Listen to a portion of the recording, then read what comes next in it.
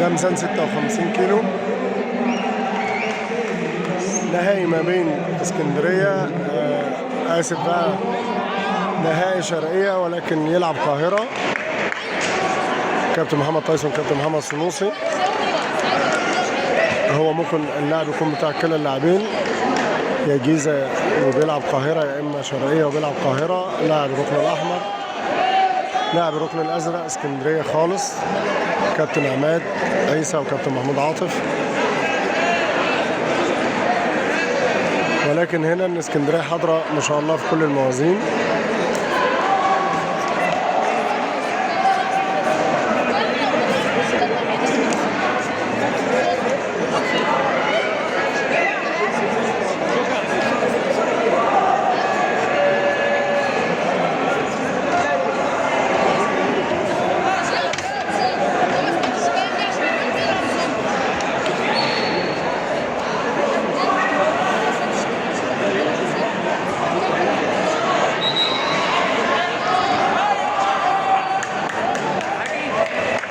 براولي جميل خالص، لاعب الركن الاحمر، خد بيه 2 بونت باسهل ما يكون.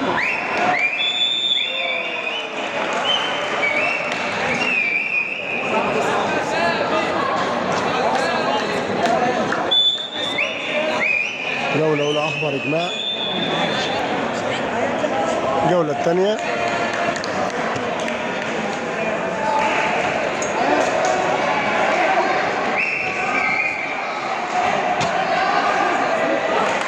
الأحمر طبعا دخل طمعان في الجولة خالص من البداية كده عشان ينهي الماتش جولتين.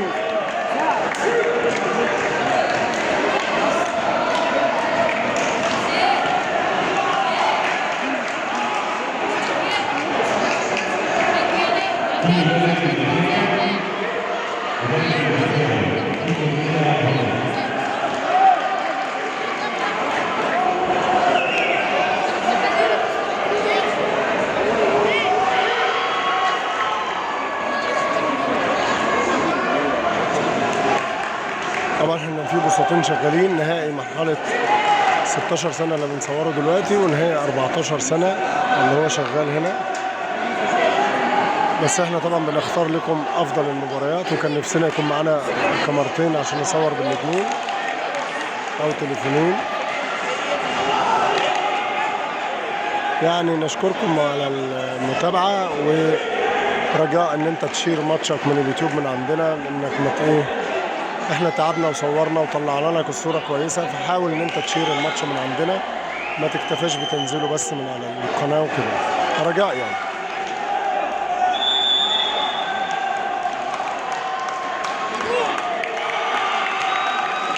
حكم هنا بيدور على الخروج، والاثنين مدربين التانيين احمر. تعادل حكام، اقل ميزان هيكسب. اذا كان الازرق يبقى في جولة ثالثة، اذا كان احمر. هنا الحكام بتفحص الموازين، الحكام عطت التعادل، احمر كسب. مبروك تايسون، مبروك سنوسي، مبروك اسماعيل، هارد لك محمود وعماد.